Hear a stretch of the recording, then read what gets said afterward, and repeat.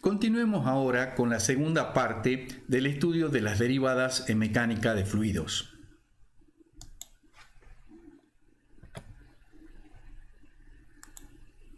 Vamos a dejar acá. Habíamos dicho que también podemos obtener la derivada material como la derivada de una función m compuesta con el movimiento phi de xt. Entonces, veamos esta aproximación. Empezaremos considerando el significado de las derivadas locales. Consideremos primero un campo espacial. Entonces, la variación local de una propiedad m dada por un campo espacial será la derivada parcial de m con respecto a t. Eso implica que estamos tomando la derivada de m a x constante. O sea, el sitio en la configuración actual está fijo. Vamos a registrar la variación de m en el tiempo sin conocer qué partículas están pasando por x en cada instante. En cambio, si el campo es un campo material, la derivada parcial de m, campo material, con respecto al tiempo, nos mide la tasa de variación de la propiedad de la partícula. Nuevamente, sabemos que la derivada material de un campo que depende de x grande t debe calcularse para x grande constante. O sea, nuevamente estamos siguiendo el cambio de la propiedad m siguiendo la partícula. Este dibujo, que simboliza un río que corre a través de estas líneas que podrían representar líneas de corriente, nos va a ayudar a interpretar el significado de la derivada parcial de un campo espacial. Entonces, consideremos la temperatura del río. La temperatura del río es un campo, ya que tenemos la temperatura para todos los puntos de su flujo. Entonces, es un campo que depende de la posición y del tiempo, considerando el tiempo, el instante actual. Si nosotros estamos en el puente y colocamos un termómetro en un punto X fijo del río, tendremos entonces que la variación de t con el tiempo está dada por la derivada parcial de la temperatura con respecto al tiempo a x fijo. La interpretación de la derivada parcial de un campo material es un poco más compleja y no la podemos dibujar en un esquema sencillo. Pero consideremos ahora la derivada material. Ahora, suponiendo que nosotros conocemos el campo espacial de una cantidad m, sabemos que la composición con el movimiento nos dará el campo material. Ahora, nosotros queremos conocer la variación de la cantidad m, que es la misma cantidad, podría ser la densidad, siguiendo a la partícula, pero cuando tenemos como dato el campo espacial. O sea, como conocemos además el movimiento, tenemos esta composición. La derivada parcial de m grande a x grande fijo tiene significado. Ya lo vimos. Ahora vamos, aplicando la derivación a ambos lados de la ecuación, tendremos que esto tiene que ser igual a la derivada parcial de la composición a x fija. La regla de la cadena nos dice que operando sobre la composición tendremos que eso resulta en la derivada parcial de la cantidad m con respecto a las coordenadas del espacio x sub y multiplicada por la derivada parcial del movimiento en la dirección y con respecto al tiempo a x constante, más la derivada de m con respecto al tiempo a x chica constante. Ahora, la derivada del movimiento a x constante no es otra cosa que la velocidad material v. De manera que la derivada material de la cantidad m será igual al gradiente de m multiplicado escalarmente por la velocidad material v más la deriva parcial de m con respecto a t. Acá nuevamente hemos usado la d mayúscula para simbolizar la derivada material. Usamos la derivada material cuando tenemos como dato el campo espacial, pero estamos interesados en seguir la propiedad m siguiendo el movimiento de la partícula en x. Entonces, tenemos que la derivada de m con respecto al tiempo significa la rapidez de cambio de m siguiendo a la partícula.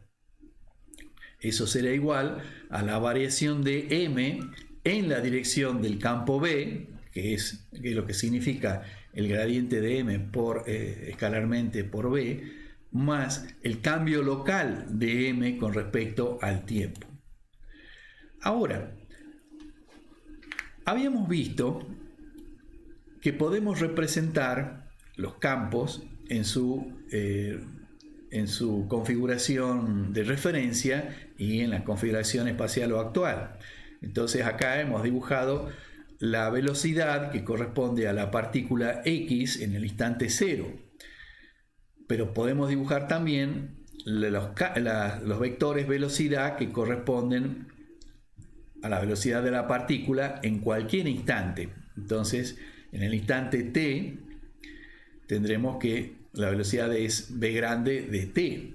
Pero la partícula en instante t está en la configuración omega. Su velocidad es esta, v de t. Por supuesto, ambas tienen que ser iguales, ya que se trata de la misma partícula, como lo dice acá el movimiento.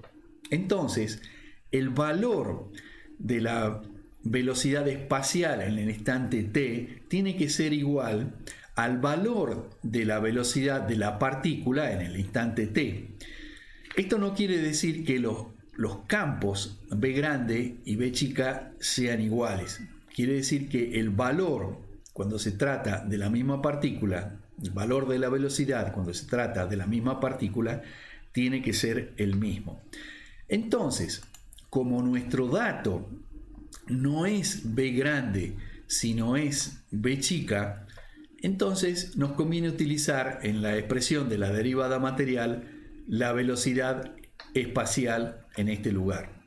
Entonces tendremos que para el caso de un escalar, la derivada material de m con respecto a t será el gradiente de m, producto escalar por la velocidad más la derivada de m con respecto de t. En el caso de una cantidad vectorial, tendremos que la derivada material de la componente AI con respecto al tiempo será igual al gradiente de la componente AI multiplicada escalarmente por la velocidad más la derivada parcial de la componente AI con respecto al tiempo. Y escribiendo en la notación simbólica, tendremos que para un vector, la derivada material del vector será igual al gradiente de A, que como dijimos es un tensor, multiplicada escalarmente por la velocidad más la derivada parcial del vector A con respecto al tiempo. Sería bueno notar acá que hemos dicho el gradiente de un vector es un tensor que está representado por una matriz. Y el producto de la matriz por un vector es el producto de la matriz que representa el tensor por el vector columna velocidad. Interpretemos ahora el significado de la derivada material.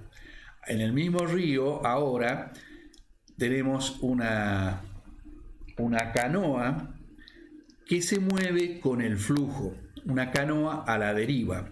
Entonces, la velocidad de la canoa, suponiendo que es suficientemente ligera, será la misma velocidad del fluido. Entonces, en un instante t, en un punto x, la velocidad del fluido será v, será la misma que la velocidad de la canoa. Y si nosotros medimos la variación de la temperatura del río, estará dada por la derivada material de t con respecto al tiempo y será igual al gradiente de temperatura en el punto x, en el río, multiplicado escalarmente por la velocidad de la canoa, más, por supuesto, la variación local de la temperatura con respecto al tiempo. Es decir, la variación que medimos en t sin interesarnos en qué partícula está pasando en cada minuto. Ahora bien, pasemos a analizar la derivada total. Entonces, ahora nosotros hicimos hasta el momento la composición de m con el movimiento. Pero consideremos ahora esta ecuación. En este caso, sea ahora la propiedad C, digamos, una propiedad que está dada por un campo espacial, y consideremos un movimiento arbitrario.